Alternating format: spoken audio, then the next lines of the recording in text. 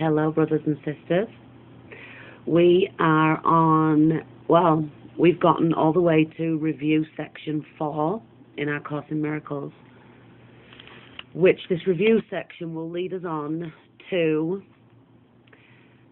10 days of very short lessons, lesson 141 through to lesson 150, where we're going to do the same lesson with 2 review periods of 2 of the major lessons that we've already done. So I'm going to read the review section and then make shorter videos. They'll be 5 to 10 minutes long on lesson 141 through to lesson 150 individually. So let's open our book. Today I am reading from the Course in Miracles that comes from the Course in Miracles Society, which is the original edition. So here we go. Now we review again.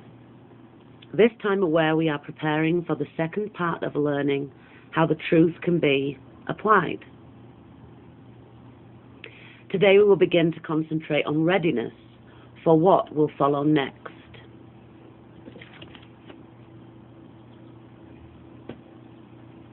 Such is our aim for this review and for the lessons following. Thus we review the recent lessons and their central thoughts in such a way as will facilitate the readiness which we would now achieve. There is a central theme that unifies each step in the review we undertake, which can be simply stated in these words. My mind holds only what I think with God. My mind holds only what I think with God. Our master teacher tells us that this is a fact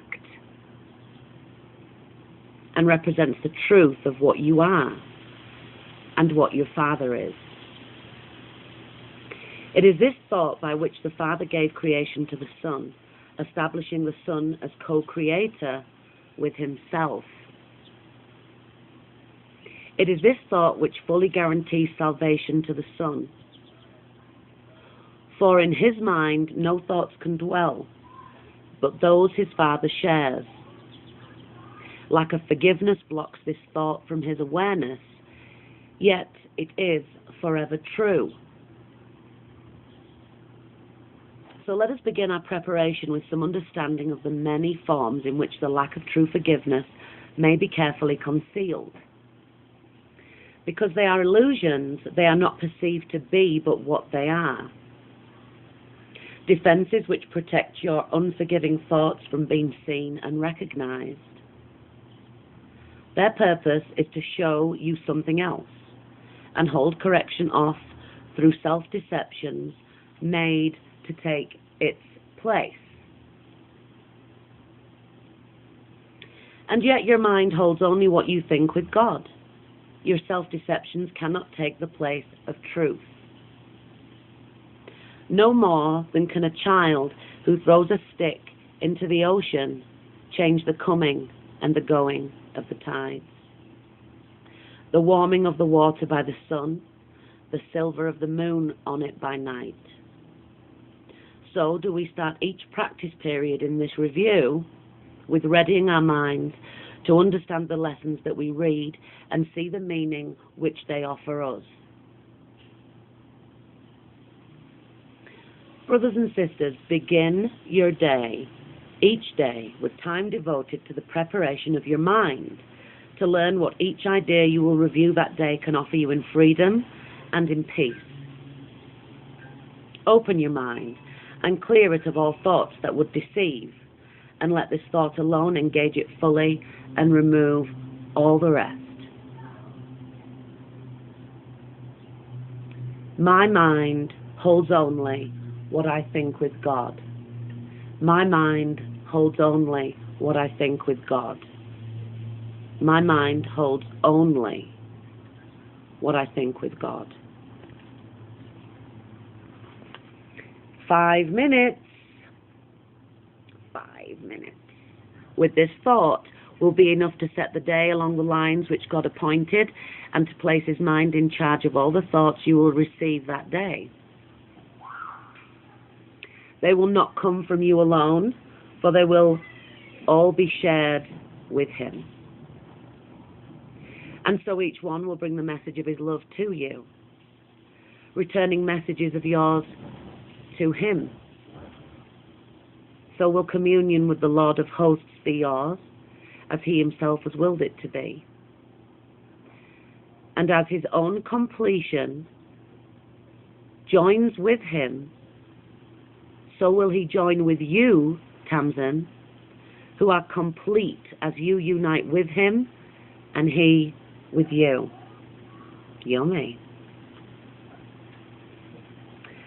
After your preparation, merely read each of the 2 ideas assigned to you to be reviewed that day.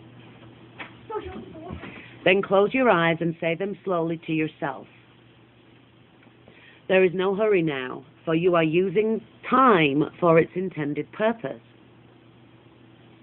Let each word shine with the meaning God has given it as it was given to you through his voice.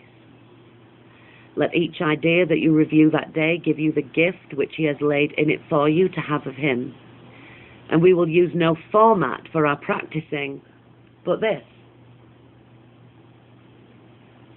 Each hour of your day, bring to your mind the thought with which the day began and spend a quiet moment with it.